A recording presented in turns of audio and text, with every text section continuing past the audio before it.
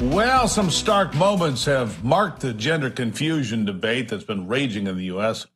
More intensely, it seems, in the last couple of years, but few were as stunning as the response of Ketanji Brown Jackson after she was asked for her definition of the word woman during her confirmation hearings. The now sitting Associate Justice of the United States Supreme Court said she didn't know because she's not a biologist. How did something that is an objective reality confirmed by science and just plain common sense become controversial or indefinable? How did an educated woman in the United States of America come to this conclusion?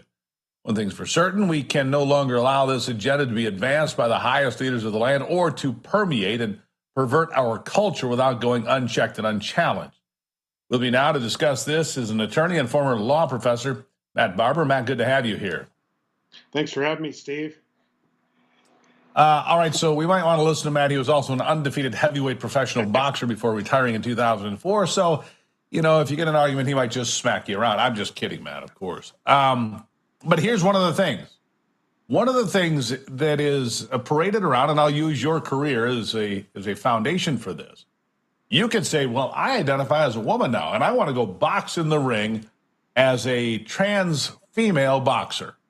And some people would let you, and you would do real damage. You'd be a real threat to people, even though you haven't boxed in 20 years. Doesn't matter. You look like a formidable individual, and that's a dangerous precedent to set. Why do we allow this lunacy to persist? Well, fortunately, it hasn't made the boxing ring yet.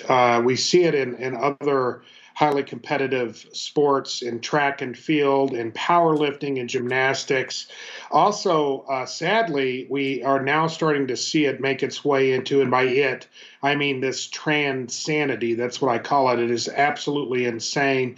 There's a MMA fighter, last name Fox, for instance, a dude who decided, as the story goes, these swimmers and so forth, when they can't cut it, competing against men, these misogynists step in and decide to compete against women. Well, this Fox fella, he has bludgeoned a number of women in the MMA octagon on a number of occasions, one to the point that he crushed her orbital lobe, beat her so bad she had to be hospitalized. So we do see it making this transgender nonsense making its way into the combat sports, which that's where people can seriously get injured. It's unfair when we're looking at swimmers and gymnasts and track and field and power lifters.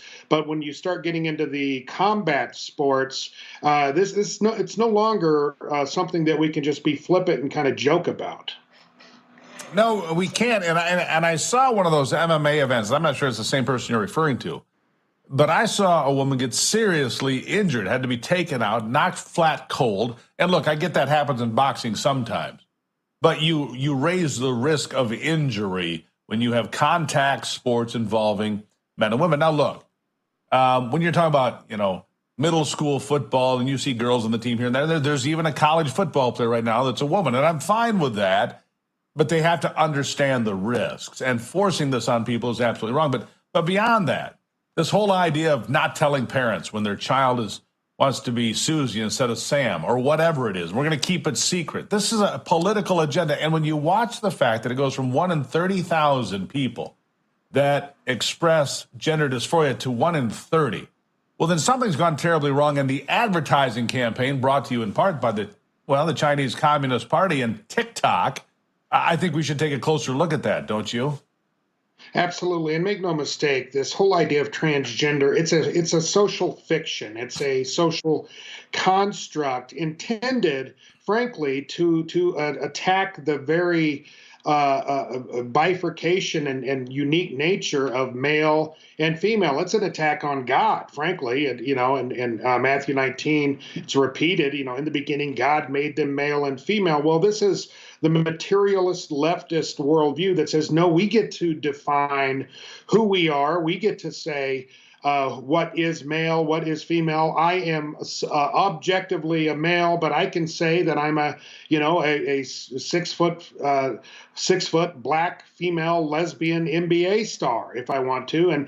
And under this, what I call, the Emperor's New Clothes meets George Orwell, we not only just for the record, That's exactly what I thought of when I first saw you. Just okay, so carry on. I mean, that's exactly what I thought when I looked at you. You know, Yeah. black lesbian NBA star.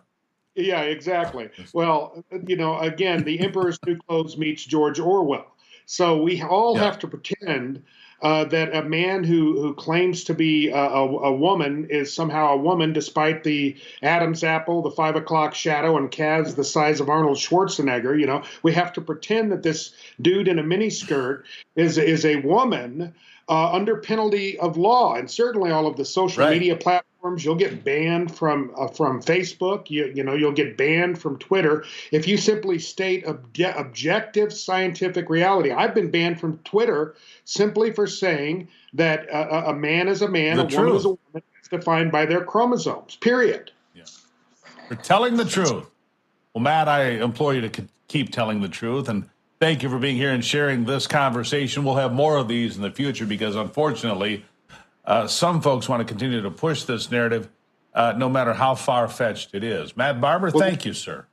My pleasure. Anytime, Steve. Thank you. There you have it. I wouldn't want him on the other side of me, let alone a woman. All right, coming up after the break, Andy Biggs going to join me. He gave comments on the floor of the House yesterday, voted to remove Kevin McCarthy, a successful vote that he had. He'll tell us why straight ahead.